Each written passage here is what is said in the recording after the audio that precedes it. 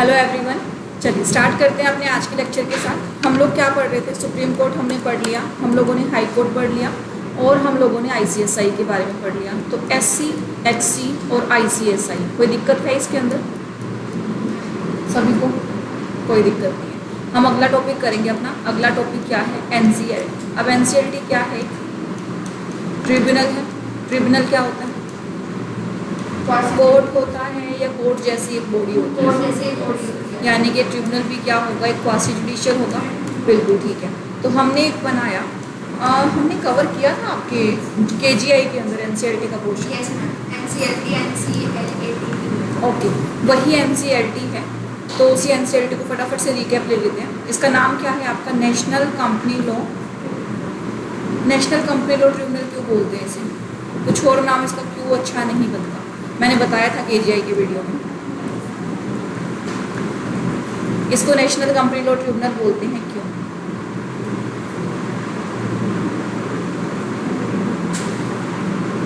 Piyush, Nikita, anyone? Blank बच्चों। Tribunal है। Tribunal क्या काम करता है? क्या काम करता है? कोर्ट जैसा काम करते हैं, यानी कि जस्टिस सिस्टम है। ठीक है जी। एनसीएलटी को किसके जगह पर लेकर आया गया? सीएलबी, कंपनी लॉ बोर्ड कुछ था, करवाया था, पढ़ाया था। एक तो मुझे ऐसे जवाब देते हो, तुम ऐसे रिएक्शंस देते हो जैसे कि मैं ऑनलाइन वीडियो ही रिकॉर्ड कर रही हूँ। कुछ हाँ या ना तो बताया करो, याद है नहीं है? चलो, कंपनी लॉ बोर्ड था। कंपनी लॉ बोर्ड जो कि पहले 1956 वाले कंपनीज एक्ट के अंदर था, जिसका काम क्या था? कंपनी के प्रोविज़न को जिस भी कंपनी ने नहीं माना उसकी छिदाई कहाँ पे होगी? सीएलबी में होगी। सीएलबी को रिपील करके धीरे धीरे लेकर आए नेशनल कंपनी लॉ ट्रिब्यूनल। ये क्या है? कंपनी लॉ बोर्ड की जगह आया था। कंपनी लॉ के मैटर्स को, यानी कि कंपनी के ऊपर जो लॉज एप्लीकेबल होते हैं उनके मैटर्स के साथ डील करता है। तो कंपनी लॉ का ट्रिब्यूनल है। कौन से लेवल पर क्रिएट हुआ था? नेशनल लेवल पे। इसलिए इसका नाम क्या था? National company law tribunal. इसी के साथ साथ एक और एक्ट हुआ था जिसका नाम क्या था? NCLAT। इसका फुल फॉर्म क्या था? बिल्कुल, national company law appellate tribunal. इसके अंदर क्या एक्स्ट्रा है?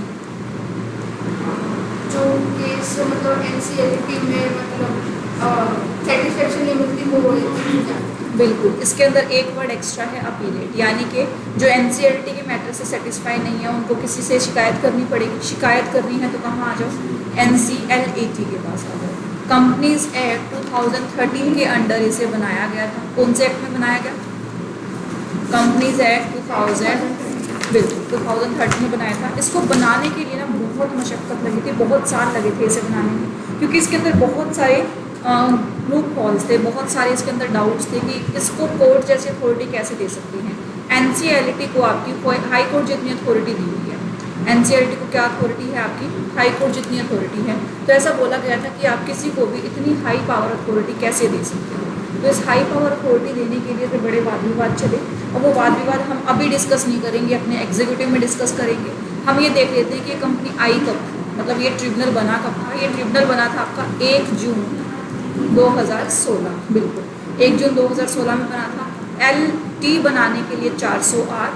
अब इसकी शिकायत करनी है तो इससे ऊपर के सेक्शन में चले जाओ, सेक्शन 410। तो 2 सेक्शन हैं हमें जो पढ़ने हैं। NCLT कौन से सेक्शन में बना? 408 में। NCLAT 410 के अंदर। ठीक है। अब LAT का काम क्या होगा?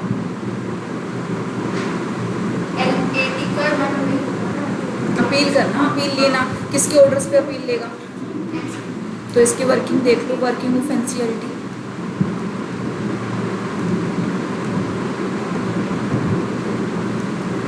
ये बोलता है कि एनसीएलटी के जो भी मैटर्स हैं, एनसीएलटी के ऑर्डर्स की अपील ले। ठीक है जी। इसको और भी काम दिया गया था। कंपनी लॉ के प्रोविज़न आपके कंपटीशन एक्ट पे भी लगते हैं, तो सीसीआई की भी अपील लेगा। कंपनी लॉ के प्रोविजंस आपके लगते हैं जब आप इंसॉल्वेंट घोषित होते हो, बैंकरप्ट घोषित होते हो, तो IBBI की भी अपील लेगा। यानी कि जहाँ पर कंपनीज एक्ट अप्लाई होता है उन सब की अपील ये ले सकता है। IBBI की भी अपील लेगा। देखो यही आपके फंक्शंस में लिखा होगा। NCLT के सेकंड पैराग्राफ के अंदर आओ। NCLT is also the appellate tribunal for hearing appeals against the order passed by NCLT.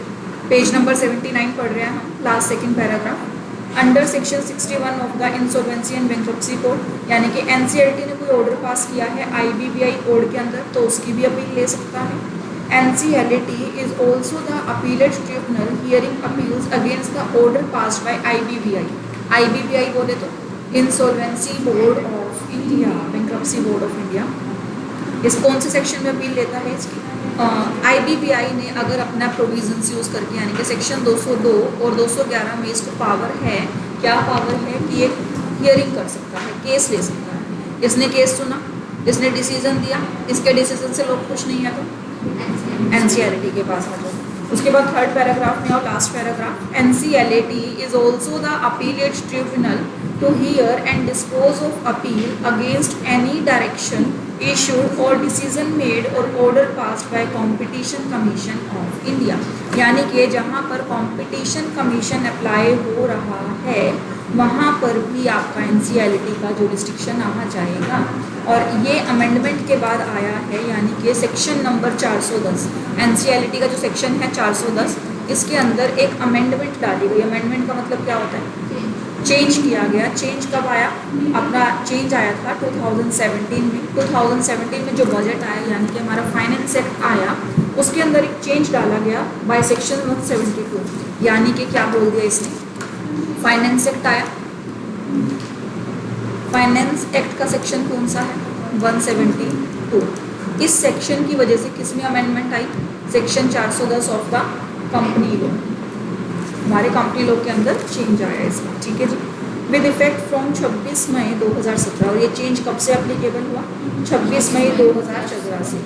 Honourable justice Shri MJ Mukhopadhyay from the former जज of supreme court is now the chairperson of NCLT।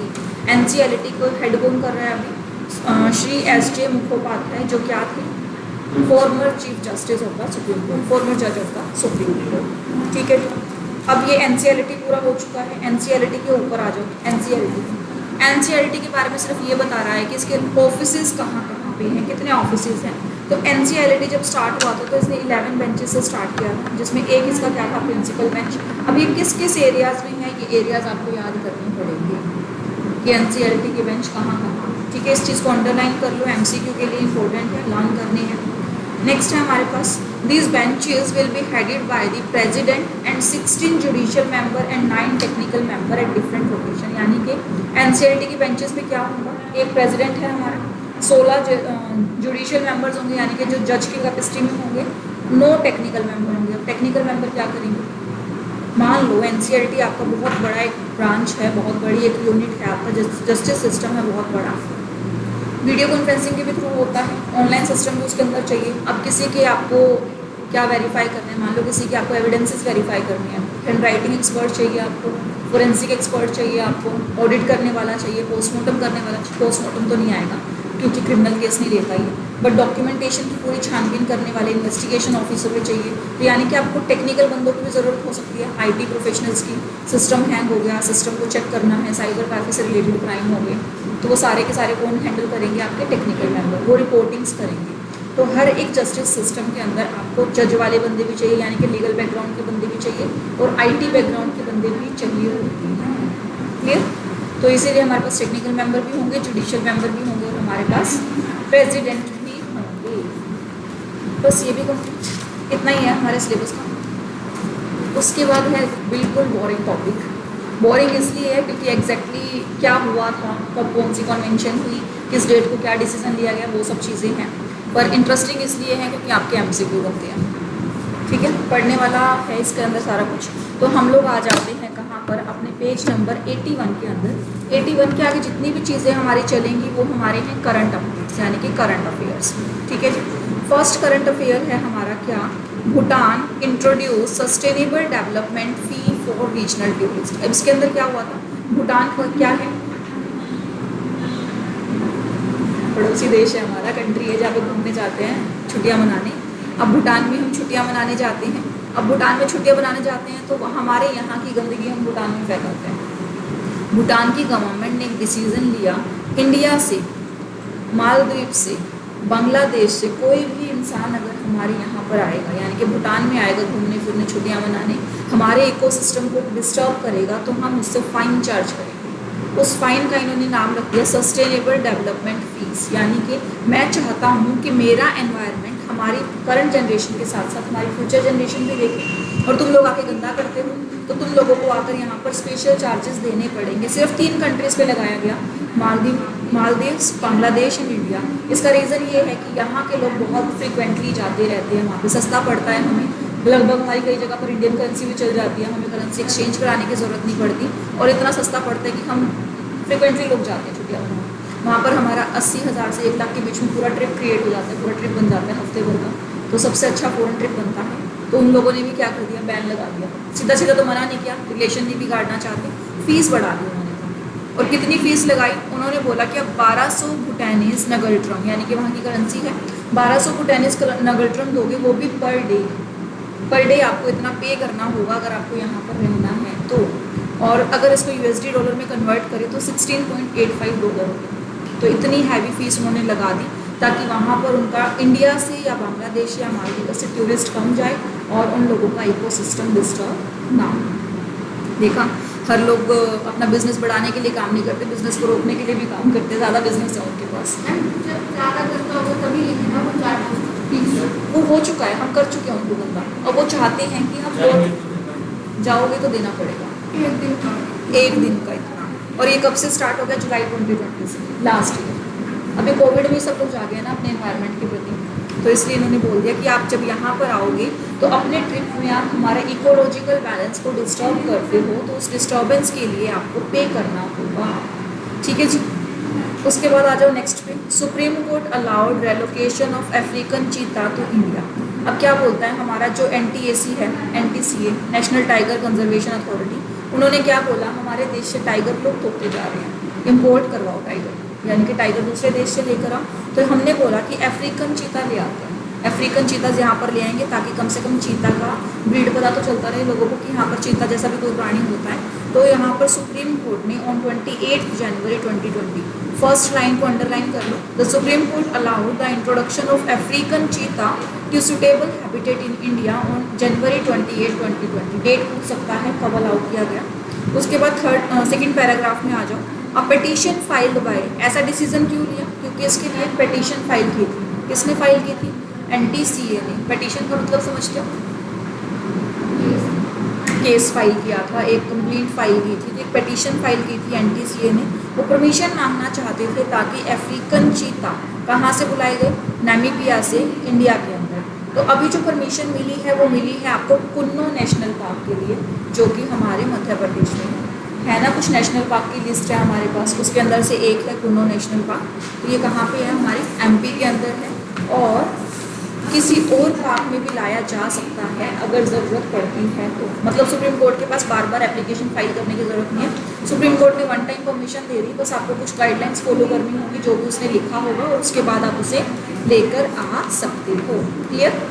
चलिए आगे चलते हैं। Next क्या है हमारे पास, world ozone day. Ozone क्या होता है, एक लेयर है हमारे एटमॉस्फेयर में प्रेजेंट है, क्या काम करती है,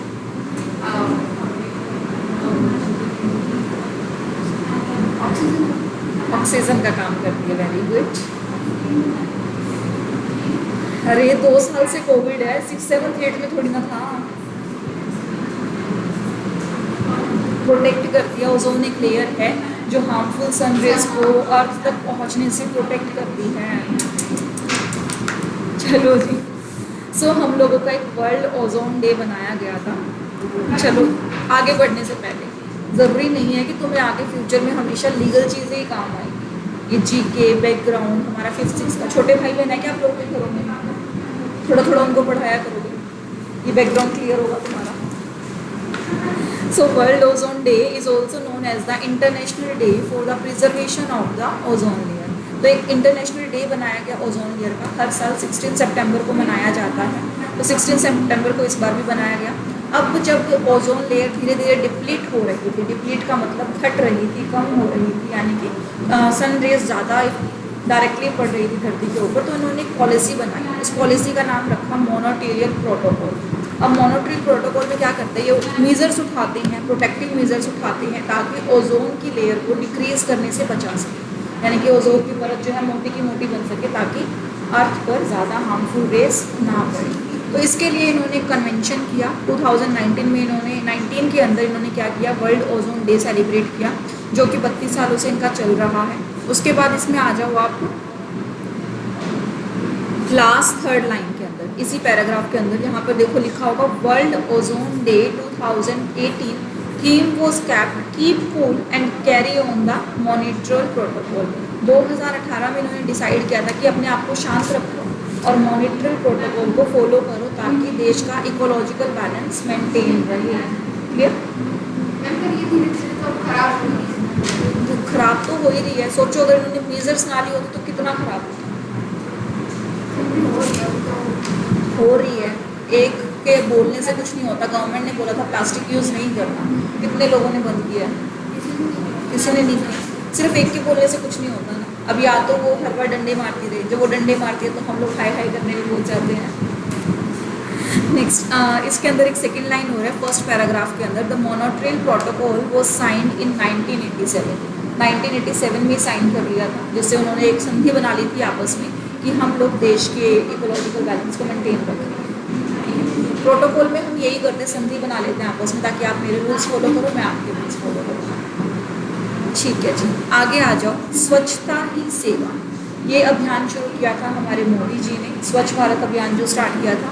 स्वच्छता ही सेवा ये नारा लगाया था उन्होंने हमारे कहाँ पर, मथुरा में लगाया था। मथुरा में लगाया इन 2019। उन्होंने क्या बोला, उन्होंने बोला कि हम लोग अपने यूपी को स्वच्छ रखेंगे पूरा, यानी कि उन्होंने एक टारगेट बनाया था कि 2 अक्टूबर तक हम यहाँ पर ODF इस्टेब्लिश कर दें। ODF की फुल फॉर्म लिख लो, ओपन डिफिक्शन फ्री। ODF लिखा होगा, इसके अंदर डेफिनेशन नहीं है, तो ODF का फुल फॉर्म लिख लो, open defecation free. Open defecation free, free बिल्कुल मुफ्त, फ्री। तो ओपन डेफिकेशन फ्री का मतलब क्या होता है? ओपन डेफिकेशन का मतलब होता है खुले में यूरिनेशन वगैरह करना, ठीक है। तो यहाँ पर गवर्नमेंट ने क्या बोला कि आप लोग अपने टॉयलेट्स बनाइए, वहाँ पर यूज़ कीजिए, उसी ओपन में मत जाइए। सो उसको बोला जाता है ओपन डेफिकेशन। तो ओपन डेफिकेशन से फ्री करना है एनवायरनमेंट को, तो उसके लिए उन्होंने स्वच्छता ही सेवा का अभियान चलाया। तो फर्स्ट लाइन के अंदर है ये अभियान किसने चलाया? PM मोदी ने। कहाँ चलाया? मथुरा में। कब चलाया? 11 सितंबर 2019। अंडरलाइन कर लो। सेकेंड लाइन भी अंडरलाइन कर लो कि स्वच्छता का थीम क्या था? Plastic waste awareness and management. तो इसमें उन्होंने क्या किया था, जो ये होता है ना खाली प्लॉट देख के बहुत सारा प्लास्टिक वेस्ट डाल देते हैं, वहाँ से उसको कलेक्ट करके रिमूव किया। स्वच्छता ही सेवा is a massive nationwide awareness and mobilization campaign on स्वच्छता. The स्वच्छता ही सेवा 2019 campaign was organized from September 11 till October 2019. तो कब से कब तक चला? 11 September to 2 October. The minister had set the goal of making India ODF by October 2. तो मिनिस्टर ने क्या बोला था कि हम इंडिया को ODF बनाएंगे। ODF बोले तो by October 2. The 150th birth anniversary of Mahatma Gandhi on the Swachh Bharat Mission (SBM). SBM भी पूछ सकता है क्या है, तो स्वच्छ भारत मिशन, ठीक है जी। उसके बाद है हमारे पास स्वच्छता ही सेवा 2019 campaign launch was jointly organized by Animal Husbandry, Dairy and Drinking Water and Sanitation Department। तो इन डिपार्टमेंट्स ने मिलकर चलाया था कि जो एनिमल हस्बेंड्री है, डायरी है आपका, डेयरी और ड्रिंकिंग वाटर है और सैनिटेशन डिपार्टमेंट, यानी कि साफ़ सुथरा हो, सब कुछ साफ़ सुथरी चीज़ें मिले हमें, ठीक है, सब कुछ साफ़ सुथरे तरीके से चलता रहे। तो उसके साथ हमने क्या किया था, उसके साथ हम लोगों ने यहाँ पर अपना एक कैंपेन लॉन्च किया। कैंपेन का मतलब होता है एक कंबाइंड ग्रुप एफर्ट्स लगाए थे ताकि हम लोग अपने स्वच्छता ही सेवा को यूटिलाइज कर सकें। उसके बाद लास्ट पैराग्राफ है जो अंडरलाइन करने वाला है, the campaign has involve nation wide श्रमदान फॉर प्लास्टिक वेस्ट। श्रमदान का मतलब क्या होता है? श्रमदान, श्रमदान का मतलब होता है कि हमें पैसा नहीं चाहिए, हमें आपका टाइम चाहिए, हमें आपके एफर्ट्स चाहिए, आप हमारे साथ मिलकर काम करो। जब आपको काम करने के लिए बुलाया जाता है तो आपसे बोला जाता है कि आपको श्रमदान करना होगा, यानी कि श्रम मतलब होता है आपकी मेहनत, हार्ड वर्क। तो आपको अपना मेहनत करना है, मेहनत किस चीज़ में लगानी है आपको? For plastic waste collection and segregation on 2 October, यानी कि एनवायरनमेंट में जितना भी प्लास्टिक बिखरा हुआ है उसको आपको इकट्ठा करना है। The collected plastic waste was then recycled and effectively dispose from before Diwali, that is on October 27, 2019। तो इसको दिवाली से पहले पहले उन्हें डिस्पोज ऑफ करना था। जो रिसाइकिल हो सकता था उसको रिसाइकिल किया, जो नहीं हो सकता था उसको डिस्पोज ऑफ किया। ठीक है जी, कंप्लीट ये वाला हुआ था। उस टाइम हुआ तो था बीच में जब मोदी जी भी झाड़ू का मिस्त्री दे रहे थे। ज़्यादा तो देखो इसलिए नहीं हो पाता, एक तो थोड़े दिन के लिए चला है। उसके बाद पॉलिसीज़ तो बना लेते हैं। पॉलिसीज़ बनाने के लिए अब आपसे बोलते कि आपको श्रमदान देना है। हमारे देश में आधे से ज़्यादा लोग छुट्टी मान के घर बैठे रहते हैं, आज से छुट्टी है। और सभी लोगों की बात क्यों करें, हम अपने लिए बात कर लेते हैं। हम भी नहीं जाते कहीं बाहर, हमें इस तरीके से बुलाया जाता है। अब यहाँ पर जो हमारा प्यारा भारत अभियान चलता है जिसमें वो लोग सफाइयाँ करते हैं, कभी टाउन पार्क की कर दी, कभी किसी एरिया की कर दी, हम कितना चाहते हैं। वो तो क्या, उनका तो इनिशिएटिव है, कोई भी ज्वाइन कर सकता है उन्हें। वो स्पेशल फ़ोन करके थोड़ी ना कि हाँ जी मैं अच्छी आ जाऊँ, आपको ज्वाइन होना पड़ता है। उन्होंने किसी को ना तो कोई रेस्ट्रिक्शंस लगाई हुई है कि आप नहीं जा पाओगे, ना ही उन लोगों ने किसी को कॉल करके बुलाया। होता है जब भी होता है फेसबुक पे या फिर व्हाट्सएप स्टेटसेस पे डाल दिए जाते हैं मैसेजेस। वो तो क्या होता है, आप एक बार लिंकअप होते तो बार बार अपने आप बुलाते रहते हैं। जब आप पहली बार लिंकअप ही नहीं होगे तो कोई क्यों बुलाएगा। वो भी छोड़ो, किसी एनजीओ के साथ क्यों इस्टेब्लिश होना। हम रोड पे चल रहे होते हैं, सामने पत्थर होता है, हम उड़ के चले जाते हैं, पत्थर उठा के रखते हैं साइड में। कोई एक आधा इंसान मुश्किल से रखता होगा, बाकी 99% तो वैसे नहीं हो जाएगा है ना। अगर हमारी ठोकर भी लगी है ना तो हम उसको गाली दे के निकल जाएंगे कि यहाँ पर पत्थर किसने रख दिया। तो ये सब चीज़ें होती हैं कि हमने ही बनाया है। तभी तो हमारे ऊपर देखो भूटान ने कितना हैवी फाइन लगाया।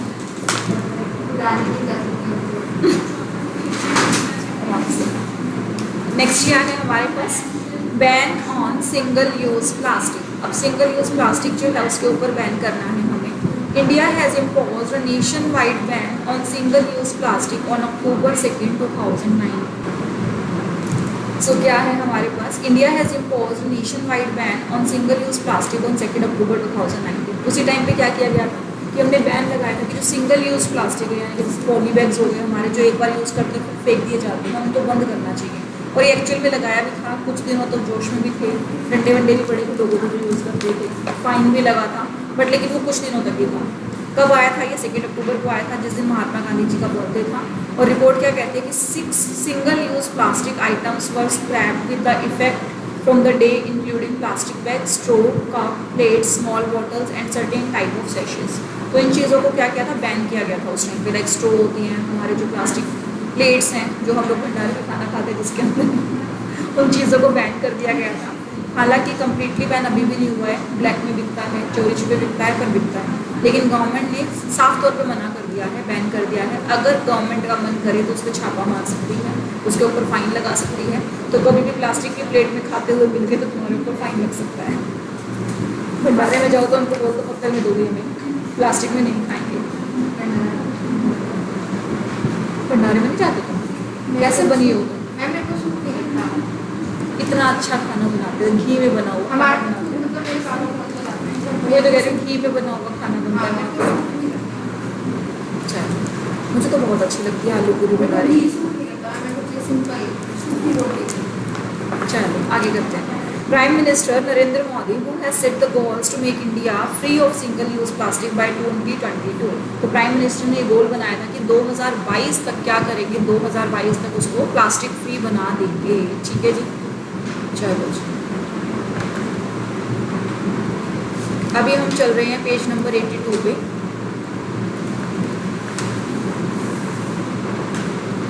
उसके बाद है had appealed to the nation to stop the use of single plastic use in his speech on India's Independence Day। और मोदी जी ने हमसे अपील भी की थी कि प्रिय मित्रों प्लास्टिक का यूज़ नहीं करना। ठीक है जी। अब उन्होंने क्यों बैन किया होगा, why to ban single use plastic, क्यों बैन किया होगा? एनवायरनमेंट को अच्छा बनाने के लिए। प्लास्टिक कैसा होता है, डिग्रेडेबल नॉन डिग्रेडेबल? वाह,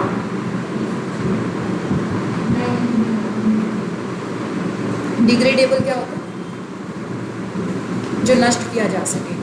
और नॉन डिग्रेडेबल क्या होता है, जो नष्ट नहीं किया जा सकती। तो प्लास्टिक का यूज़ जो करते हैं हम लोग, वो बाद में जो वेस्ट प्लास्टिक बचता है वो नॉन डिग्रेडेबल होता है, नॉन बायोडिग्रेडेबल, तो उसको नष्ट नहीं किया जा सकता। सेकेंड पॉइंट में है millions of ton of plastic is being produced every year which is not biodegradable. So उसके बाद आ जाओ सेकेंड पैराग्राफ के अंदर, एज पर national geographic only 9% of the plastic items are recycled and the remaining was buried under the land और the water bodies. यानी कि सिर्फ 9% प्लास्टिक कैसा है जो कि रिसाइकल हो पाता है, बाकी 91% कैसा है जिसको या तो धरती के अंदर दबा दिया जाता है या पानी के अंदर बहा दिया जाता है।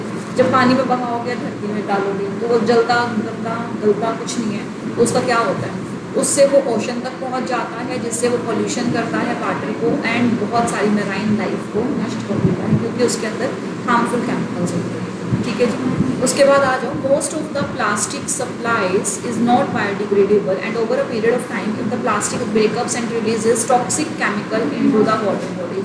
और जब ये फटता है कटता है तो ये टॉक्सिक मटेरियल्स को यानी कि टॉक्सिक केमिकल्स, टॉक्सिक क्या होता है, हार्मफुल टॉक्सिक मटेरियल्स डालता है which in turn make their way to into food and water supplies. जो आजकल हमारे खाने में मिक्स हो जाता है, हम बोलते हैं ना मिलावटी खाना मिल रहा है, वो हमने ही बनाया मिलावटी, नेचुरली नहीं बना।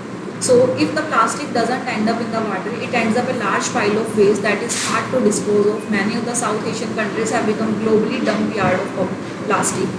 The plastic pile up is not only affecting the human body but also choking the environment. क्या बोलता है कि अगर हम लोग क्या नहीं करेंगे, अगर हम लोग अपने प्लास्टिक को बंद नहीं करेंगे तो बहुत इकट्ठा होता जाएगा, ना जलता है ना नष्ट होता है, कुछ नहीं होता। तो उसके बाद क्या होगा, बस एक कचरा बन के रह जाएगा। जैसे कि क्या बोलता है कि many of the south Asian countries have become globally dump yard of plastic. अब उनको ऐसा लगता है कि हम लोग तो डंप यार्ड हो गए, यानी कि हमारे अंदर सिर्फ प्लास्टिक ही प्लास्टिक बचा हुआ और कुछ बचा ही नहीं। तो जितना ज़्यादा प्लास्टिक बचेगा उतना ज़्यादा ह्यूमन बॉडी को अफेक्ट होगा, और ना सिर्फ ह्यूमन बॉडी को, हमारे एनवायरनमेंट को भी अफेक्ट करेगा। ये तो हमने कोविड में देख ही लिया, हमारा एनवायरनमेंट कितना स्ट्रॉन्ग बचा हुआ है, अभी कितना बढ़िया कर दिया ना हमने एनवायरनमेंट को। अच्छा होगा सब घर में रहते थे, ये अच्छा हो गया। नहीं, पढ़ने के लिए भी घर में आराम से बैठ के पढ़ो। चल तुम तो स्टडी टेबल पे पढ़ती थी, मैं तो लेट के पढ़ती हूँ घर पे। स्टडी टेबल पे पढ़ती हूँ, ठीक है। उस पढ़ने में मज़ा ही नहीं जब अपने कंफर्ट से ना पढ़ा जाए। सारे अच्छा, सारे अच्छे बच्चे सारे बैठ के पढ़ते थे, वेरी गुड।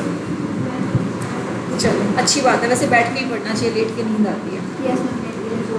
चलो आगे क्या बोलता है, the UN environment head Erik Solheim had also highlighted to earlier that plastic pollution is one of the world's biggest environment threat and countries have to come up with better plastic waste management and disposal plan to deal with the huge plastic dump that is degrading the environment. यानी कि नए plastic को तो बंद करो और जो पुराना है उसके मेथड्स निकालो कि उसको कैसे डंप किया जा सकता है, कैसे डिस्पोज ऑफ किया जा सकता है। पुराना हो नहीं रहा हमसे, नए को हम छोड़ देंगे। चलो जी आगे आ जाओ।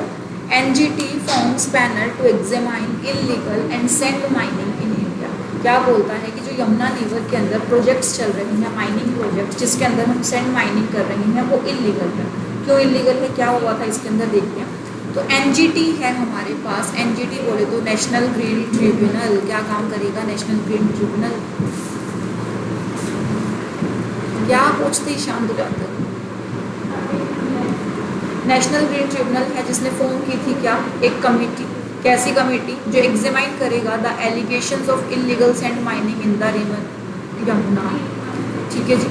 This decision was taken by NGT bench headed by the NGT chairperson justice Adarsh Kumar Goel. कौन है इनके, बनी है ये, ठीक है जी। उसके बाद क्या है, the NGT formed the committee to examine the issue after Delhi Jal Board CEO Anil Kumar Singh moved the green panel alleging illegal sand mining in Yamuna. The NGT bench directed Delhi's district magistrate, Delhi Pollution Control Committee and Control Pollution Control Board to look into the issue and take appropriate action in accordance with the law. Delhi's Pollution Control Committee will hold the nodal agency for coordination and compliance of the task। अब मुद्दा क्या है, मुद्दा ये है कि जो Yamuna river की माइनिंग चल रही है वो इलीगल है कि नहीं। तो ग्रीन ट्रिब्यूनल ने बोला कि आप एग्जामाइन कर लो, कमेटी बना दी कि कमेटी भाई एग्जामाइन करके बता ठीक है जी। डिसीजन कौन लेगा? एनजीटी का बेंच लेगा, जो कौन है? चीफ आदर्श कुमार गोयल। आदर्श कुमार जी इनका डिसीजन लेंगे और डिसीजन लेने के लिए कमेटी बनाई गई है जो इनको क्या देंगी? रिपोर्ट्स। रिपोर्ट्स कैसी देंगी? ठीक है जी। तो NGT form the committee to examine issues after Delhi Jal board CEO Anil Kumar moved the tunnel alleging illegal sand mining in Yamuna. The NGT bench directed, यहाँ तक अंडरलाइन कर लो, CPCB कर। इसमें क्या हुआ कि जो एनजीटी ने अपनी कमेटी फॉर्म की है वो कब फॉर्म की? जब दिल्ली जल बोर्ड यानी कि जो दिल्ली में पानी सेवा चल रही है उनके जो CEO हैं अनिल कुमार सिंह, उन्होंने एलिगेशन लगाया किस पे?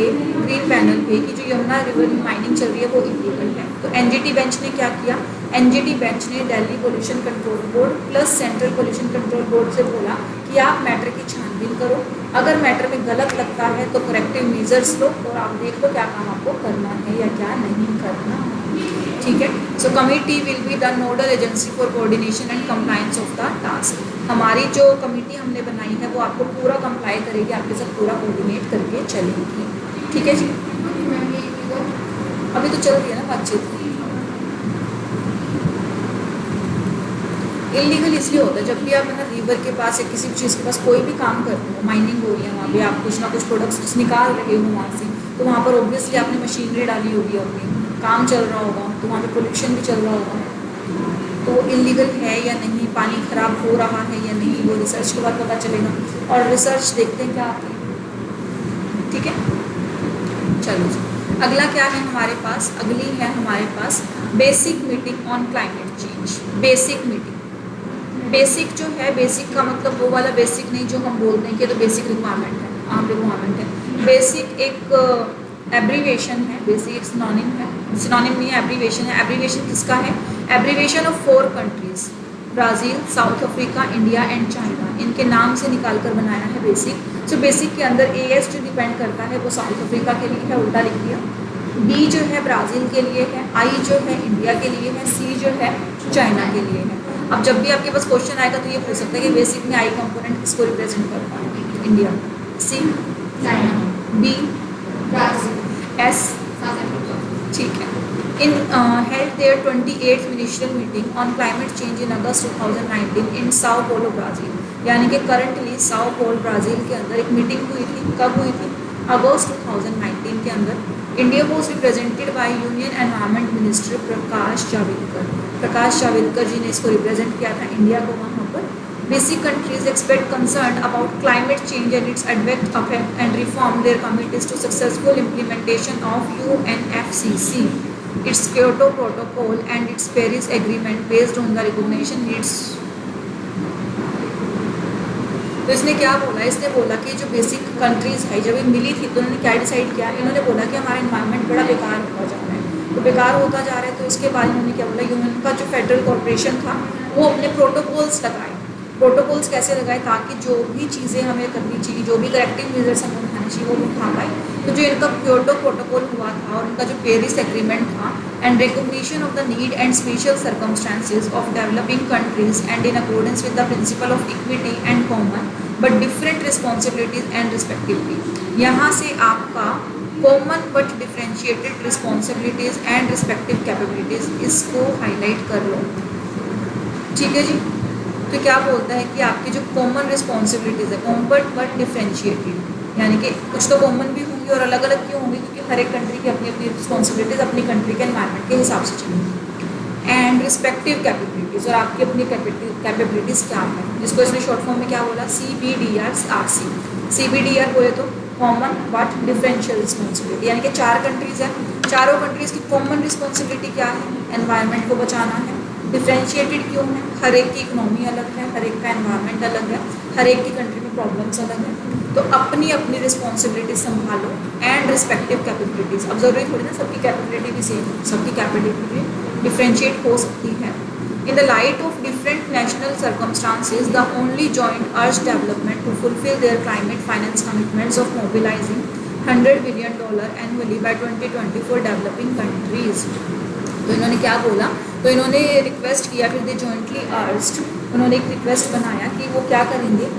Fulfilment to their climate financials commitment, यानी कि अपने क्लाइमेट की फाइनेंशियल कंडीशंस को पूरा करने के लिए अब देश का एनवायरनमेंट सुधारना है, चारों देशों को अपना अपना एनवायरनमेंट सुधारना है, तो फ्री में तो सुधरेगा नहीं। जब तुमने इतना उसके साथ कांड किए हैं तो कुछ ना कुछ पैसा तो लगेगा। उस पैसे की मूवमेंट्स को पूरा करने के लिए तो उन्होंने फंड्स को मूव किया है, कितना, $100 billion annually by 2020 for developing countries, अपनी डेवलपिंग कंट्रीज को।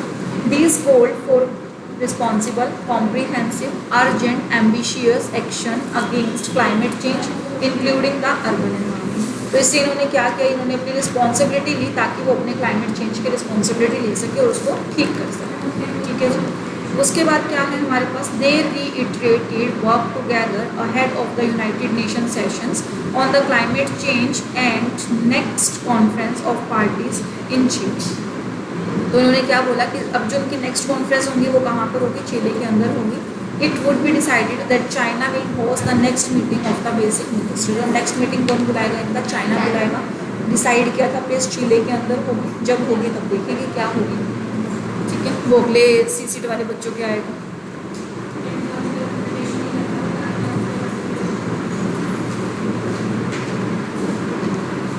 ठीक है जी,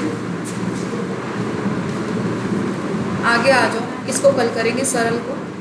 सरल के बाद आगे आ जाओ।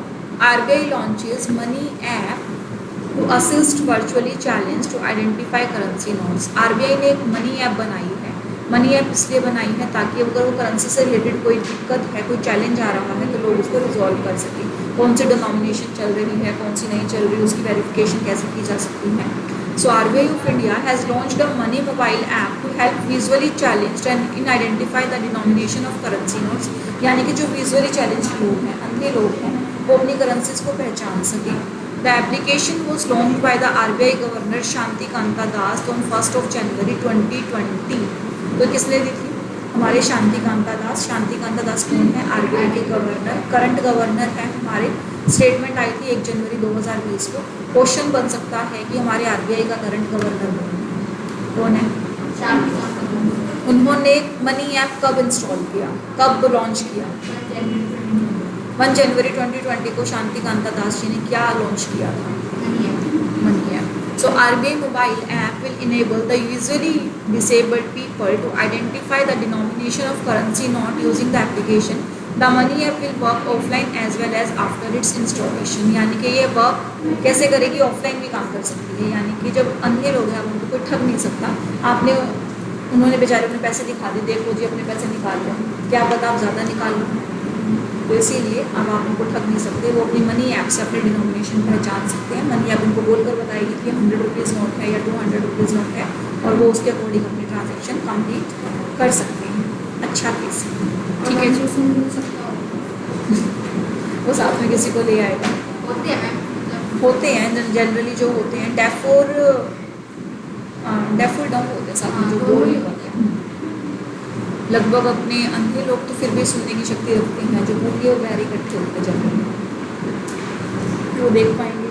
कुछ ना कुछ तो होगा, नहीं होगा तो फिर शायद वो कुछ ऐसा जो उनका होता है ना, वो सिम्बल्स होते हैं या फिर वो अलग से करेंसी होते हैं जिसको हाथ लगा के पता लगाया जा सकता है, वो क्या फील कर सकते हैं। कुछ ना कुछ और लॉन्च हो जाएगा। अभी कम से कम एक लोग की तो प्रॉब्लम दूर होगी। ठीक है जी, इतना अच्छे से पढ़ लेना, लाइन टू लाइन पढ़ लेना, क्योंकि ये आपका सारा का सारा MCQ बेस्ड है। तो जितनी भी चीज़ें मैंने तो ओवरव्यू आपको करवाया है, आपको मेन पॉइंट्स करवाए हैं, लेकिन आपको लाइन टू लाइन रीड करना है, अच्छे से लर्न करना है, और जितनी भी मेजर चीज़ें हैं उन सबको अंडरलाइन करना है।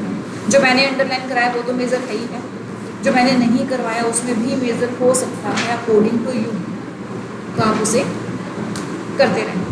ठीक है जी, चलिए बाय बाय।